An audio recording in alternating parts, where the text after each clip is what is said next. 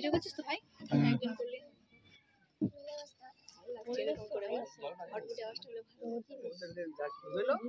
বক্সা জয়ন্তী ট্যুরে যারা আসবেন ভাবছেন তারা অবশ্যই এই সাইট সিইংটা আপনাদের লিস্টের মধ্যে রাখবেন। এটি বক্সা যাবার পথে, শিলিগুড়ি থেকে বক্সা যাবার পথে আলিপুরদুয়ারের খুবই কাছে।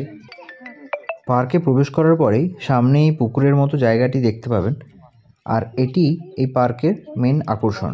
সামনে থেকে দেখে পুকুর মনে হলেও যত নৌকোটা সামনের দিকে এগোতে থাকবে তত আপনি জঙ্গলের ভেতরের দিকে প্রবেশ করতে থাকবেন, আর যতই ভেতরের দিকে যাবেন ততই জঙ্গলের নির্জনতা আপনাকে একটু একটু করে গ্রাস করবে। তাই সবাইকে বলবো, যখন এই নৌকোবিহারে সাক্ষী হবেন জঙ্গলের, তখন সবাই কথা কম বলবেন, ফোনগুলোকে সাইলেন্ট মোডে রাখবেন, আর এই ভিডিওটা উপভোগ করুন আর কিছুটা উপলব্ধি করুন যে এই নৌকোবিহারটা কেমন হতে পারে। আর পরবর্তী সময়ে আপনারা যখন আসবেন তখন নিজেরাই উপভোগ করবেন। সম্পূর্ণ নৌকাবিহার সম্পন্ন হবে মোটামুটি 25 মিনিট সময় ধরে, তাই সম্পূর্ণ জার্নিটা আপনার অবশ্যই মন ছুঁয়ে যাবে। এখানে বলে রাখি, একটি নৌকায় ম্যাক্সিমাম 20 জন মতো যাত্রী নেওয়া হয়।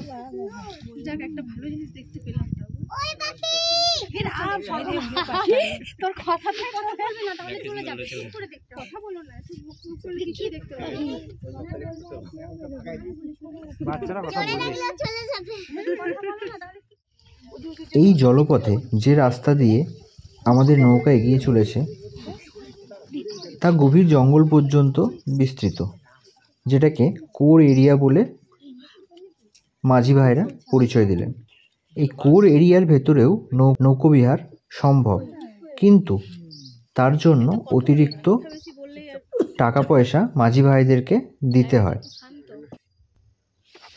এই পার্কে প্রবেশ করার পরে আপনারা ভেতরে দু একটি খাবার দোকান এবং বাথরুমের ব্যবস্থাও পাবেন। এছাড়াও এই পার্কে বাচ্চাদের জন্য উদ্যান এবং নানা রকমের খেলনার ব্যবস্থাও আছে। তবে এই পার্কের মূল আকর্ষণ হচ্ছে এই নৌকাবিহার, তাই নৌকাবিহারের জন্যই এই পার্কটিতে প্রচণ্ড ভিড় হয়ে থাকে।